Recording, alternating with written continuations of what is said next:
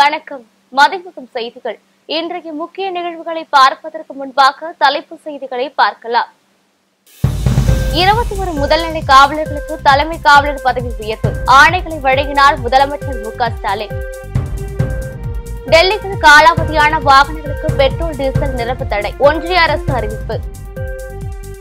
கேரள முன்னாள் முதல்வர் உடல்நிலை மிகவும் கவலைக்கிடம் மருத்துவமனை நிர்வாகம் தகவல். வாக்காளர் பட்டியலை திருத்துவது அவசியம் தேர்தல் ஆணையம் விளக்கம். தேசிய மருத்துவ தின வாழ்த்துக்கள் முதலமைச்சர் மு.க.ஸ்டாலின் பதிவு.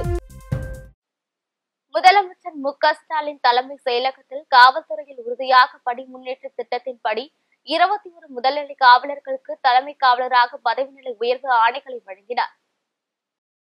2025-26 ஆண்டிற்கான காவல்துறை மானிய கோரிக்கைகள் காவலர்கள் பதவி உயர்வில் ஏற்படும் கால தாமதத்தினை கருத்தில் கொண்டு உறுதியான பணி முன்னேற்ற திட்டத்தின் அடிப்படையில் தற்பொழுது நடைமுறையில் உள்ள காவலர்களுக்கான நிலை உயர்த்துதல், தலைமை காவலர் சிறப்பு உதவி ஆய்வாளர் பதவி நிலை உயர்வு மேம்படுத்துவதற்கான கால அவகாசம் குறைக்கப்படும் என்று அறிவித்திருந்தார். அதன்படி தற்போதுள்ள பதவி நிலை உயர்வு திட்டத்தை மாற்றி 10 ஆண்டுகளுக்கு பணிபுரிந்த 2ஆம் நிலை காவலர்கள் முதல்நிலை காவலர்களாகவும், முதல்நிலை காவலர்கள் பதவியிலிருந்து தலைமை காவலர் பதவி உயர்வு பெறுவதற்காக தகுதியுள்ள காலம் 5 ஆண்டு கால வரம்பை 3 ஆண்டுகளாக குறைக்கப்பட்டு பின்னர் தலைமை காவலராக 10 ஆண்டுகள் பணிபுரிந்த பின்னர் மொத்தம் 23 ஆண்டுகள் தலைமை காவலர் பதவியிலிருந்து சிறப்பு உதவி ஆய்வாளராக பதவி நிலை உயர்வு பெற வழிவகை செய்து அரசாணை வெளியிட்டுள்ளது. மேலும் இப்புதிய பதவி நிலை உயர்வு திட்டத்தை செயல்படுத்த 28.19 கோடி ரூபாய் நிதி ஒதுக்கீடு செய்துள்ளது. இந்த புதிய காவலர்களுக்கான நிலை உயர்த்துதல் ஆணையினை செயல்படுத்தும் வகையில் முதலமைச்சர் அவர்கள் இன்றைய தினம் ஒவ்வொரு மாநகர காவல் ஆணையத்திற்கு உட்பட்ட 10 முதல்நிலை காவலர்கள் மற்றும் ஒவ்வொரு காவல் சரகத்திற்கு உட்பட்ட மாவட்டங்களில் இருந்து 11 முதல்நிலை காவலர்களும் என மொத்தம் 21 முதல்நிலை காவலர்களுக்கு தலைமை காவலராக பதவி நிலை உயர்வு ஆணை வழங்கி வாழ்த்தினார். மேலும் 2026 ஆண்டில் முதல்நிலை காவலர்களாக பணியாற்றும் 11,488 காவலர்களுக்கு இப்புதிய பதவி நிலை உயர்வு படி தலைமை காவலர்களாக பதவி நிலை உயர்வு பெற உள்ளனர் என்பது குறிப்பிடத்தக்கது.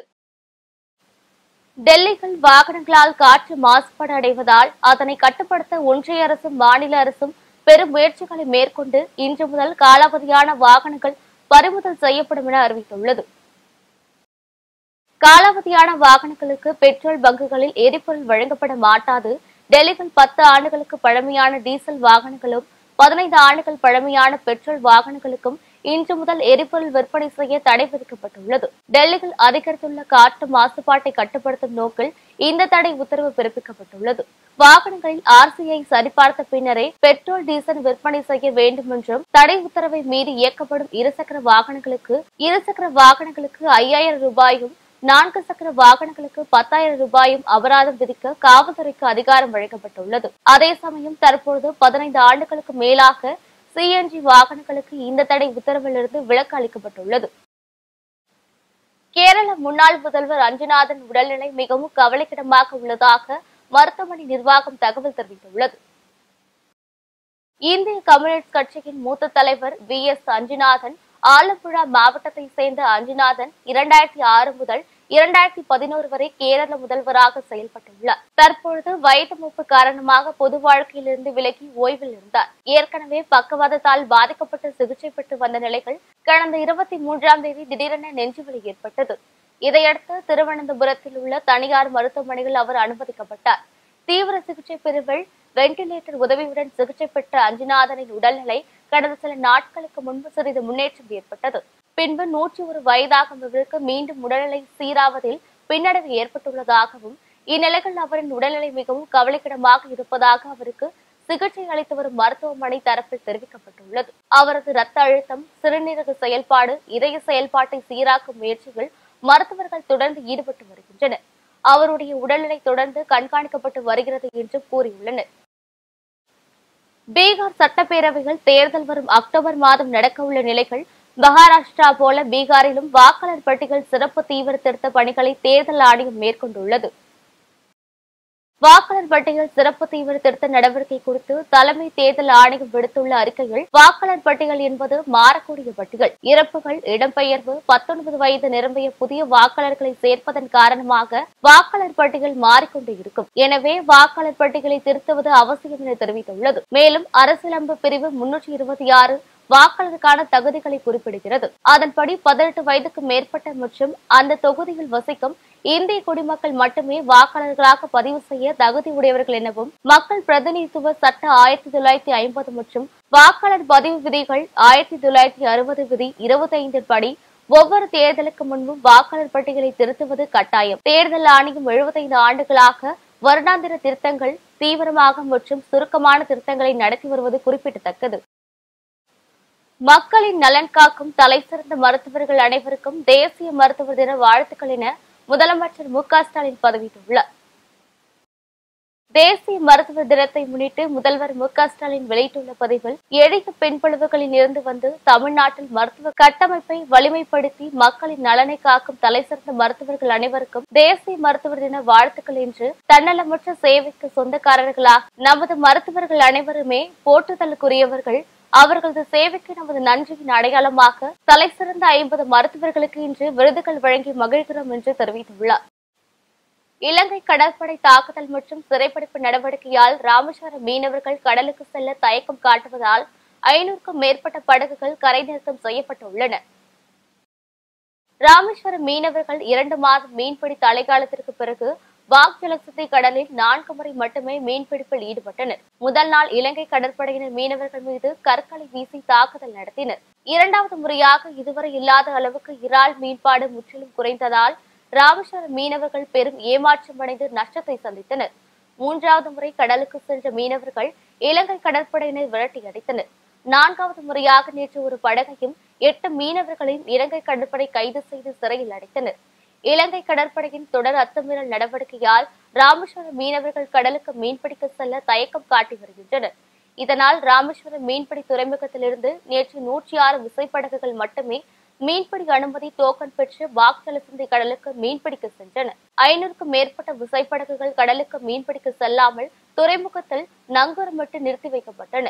இதனால் 3000க்கும் மேற்பட்ட மீனவர்கள் வேலையிழந்து ரூபாய் 2 கோடி மதிப்பிலான மீன் வர்த்தகம் பாதிக்கப்பட்டுள்ளது. தடைகாலம் முடிந்து 4 முறை மட்டுமே கடலுக்கு சென்றுள்ள நிலையில் ராமேஸ்வரம் மீன்பிடி துறைமுகம் வெறிச்சோடி காணப்பட்டது. இலங்கை கடற்படையின் பிரச்சனை இல்லாமல் மீன்பிடிக்க ஒன்றிய அரசு உரிய நடவடிக்கை எடுக்க வேண்டும் என ராமேஸ்வரம் மீனவர்கள் கோரிக்கை விடுத்துள்ளனர்.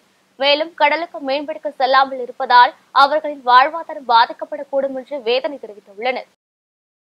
முதல்வர் ரங்கசாமி என்ஆர் காங்கிரஸ் கட்சியை பாரதிய ஜனதா கட்சியில் அடமானம் வைத்து விட்டதாக முன்னாள் முதலமைச்சர் நாராயணசாமி பேட்டி. புதுச்சேரி மாநிலம் காரைக்காலில் மல்லிகா காங்கிரஸ் கட்சியில் நாடாளுமன்ற எதிர்க்கட்சித் தலைவர் திரு ராகுல் காந்தியின் பிறந்தநாளை முன்னிட்டு நலத்திட்டங்கள் வழங்கும் நிகழ்ச்சி நடைபெற்றது. இந்நிகழ்ச்சியில் கலந்து கொண்ட முன்னாள் முதல்வர் நாராயணசாமி செய்தியாளரை சந்தித்தார். அப்பொழுது பேசிய அவர், புதுச்சேரி மாநிலத்தில் ஏற்கனவே இருந்த 3 சட்டமன்ற உறுப்பினர்களை ராஜினாமா செய்ய சொல்வதற்கு காரணம் என்ன? அவர்கள் மீது ஊழல் குற்றச்சாட்டு உள்ளதா என்பதை பாஜகவினர் தெளிவுபடுத்த வேண்டும். மேலும் பாரதிய ஜனதா கட்சியில் பணம் இல்லாமல் பதவி கிடையாது என்ற நிலை உறுதியாகி உள்ளதாகவும் முதலமைச்சர் ரங்கசாமி அவர்கள் என்ஆர் காங்கிரஸ் கட்சியை பாரதிய ஜனதா கட்சியில் அடமானம் வைத்து விட்டதாக அவர் கூறினார். 2026 சட்டமன்ற தேர்தலில் புதுச்சேரியில் காங்கிரஸ் கட்சி ஆட்சியை பிடிக்கும் என அவர் கூறினார். நாங்கள் ஆட்சிக்கு வந்த பிறகு ரங்கசாமி அவர்கள் மக்களுக்கு கொடுத்த வாக்குறுதியை 4 ஆண்டு காலம் 4 மாதம் ஆகிறது, இதுவரை ஒன்றும் நிறைவேற்றவில்லை. ஆனால் கேட்கும் போதெல்லாம் என்ன சொல்லுகிறார்? நான் எல்லாவற்றையும் நிறைவேற்றி வருகிறேன், படிப்படியாக நிறைவேற்றி வருகிறேன் என்று கூறுகிறார். உங்களுக்கு தெரியும் என்ன படிப்படியாக நிறைவேற்றுறாரு? ரெஸ்டோபாரம் திறக்கிறாரு, அதுதான் படிப்படியாக செய்யறாரு. 40 லட்சம் ரூபாய் லஞ்சம் வாங்குறாரு. இன்னைக்கு காலையில நீங்க மனு கொடுத்தா சாயந்தரம் கிடைச்சிடும். ரெஸ்டோபார் அதுதான் திறக்கிறாரு. ஏன்னா மக்கள் மயக்கத்தோட இருக்கணும், தெளிவா இருந்தா கேள்வி கேட்பாங்க. அதனால ரங்கசாமி ரெஸ்டோபார் தான் திறக்கிறாரு. கொரோனா காலங்களில் தாங்கள் தடுப்பூசி போடவில்லை என்று அமைச்சர் தவறாக கூறுகிறார் என தமிழ்நாடு கிராம சுகாதார செவிலியர் சங்க மாநில தலைவர் தெரிவித்துள்ளார். திருவண்ணாமலை மாவட்ட சுகாதார அலுவலகம் முன் தமிழ்நாடு கிராம சுகாதார செவிலியர் சங்க சார்பில் கிராம சுகாதார செவிலியர்களின் 2ஆம் அம்ச கோரிக்கை வலியுறுத்தி பொருள்தரல் முறையீடு நடைபெற்றது. இதில் துணை சுகாதார நிலையங்களில் தற்காலிக பணியாளர்கள் தடுப்பூசி போடுவதை கைவிட வேண்டும், 40% காலி பணியிடங்களை உடனடியாக நிரப்ப வேண்டும் என்பன உள்ளிட்ட 2 அம்ச கோரிக்கைகளை வலியுறுத்தி கண்டன முழக்கங்களை எழுப்பி ஆர்ப்பாட்டத்தில் ஈடுபட்டனர். சுகாதார அமைச்சர் கொரோனா காலங்களில் நாங்கள் தடுப்பூசி போடவில்லை என்று தவறாக கூறியுள்ளார். நாங்கள் தடுப்பூசி போட்டதற்காக ஆதாரங்கள் உள்ளது என்று தமிழ்நாடு கிராம சுகாதார செவிலியர் சங்கம் நிலத்தலைவர் புனிதா குற்றம் சாட்டினார். இன்றைக்கு 12,000 இந்த கிராம சுகாதார செவிலியர் வேலை செய்துட்டு வந்தோம். ஆனா இன்றைக்கு 7,522 பேர் தான் இருக்கிறோம். மீதி உள்ள இடங்கள்ல பிஹெச்எல் வேலை செஞ்சு கொண்டிருக்கிறோம். அப்படி வேலை செஞ்சு கொண்டிருக்கும் போது இன்றைக்குடைய துணை டிபிஹெச் அவர்களும் திராவிட மாடல் ஆட்சியும் இன்னைக்கு அவுட் சோர்சிங்கை கொண்டு எங்கள் காலிப்படை நிரப்புறாங்க. அதை நிரப்பக்கூடாது.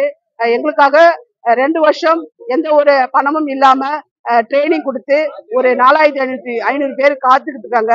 அவர்களை உடனடியாக நிரப்ப வேண்டும்.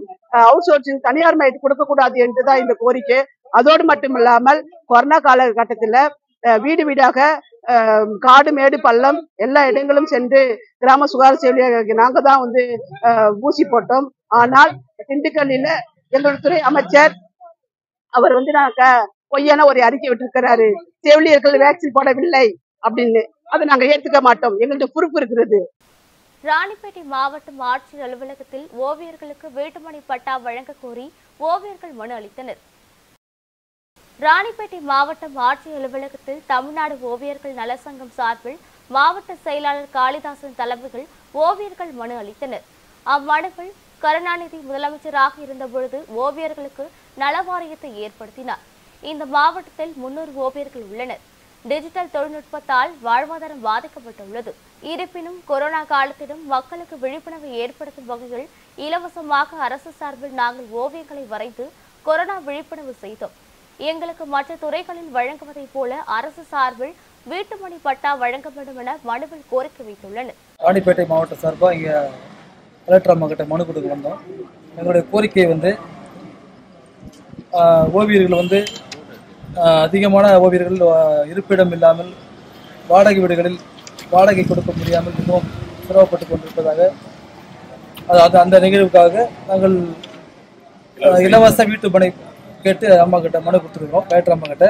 ரெண்டாவது அரசாங்க வேலையெல்லாம் ஒப்பந்ததாரர்கிட்ட கொடுக்கறதுக்காக பதிலாக ஓவியர்களோட நேரடியாக கிட்டே கொடுத்தீங்கன்னா நாங்கள் அந்த அரசாங்கத்துக்கு லாபம் வர வகையில் வெளியே குறைச்சி அரசு நல்ல வேகமாக இவ்வளோ பேர் ஓவியர் இருக்கிறோம். நாங்கள் 10 பேரும் 300க்கும் மேற்பட்ட ஓவியர் இருக்கிறோம் ராணிப்பேட்டை மாவட்டத்தில்.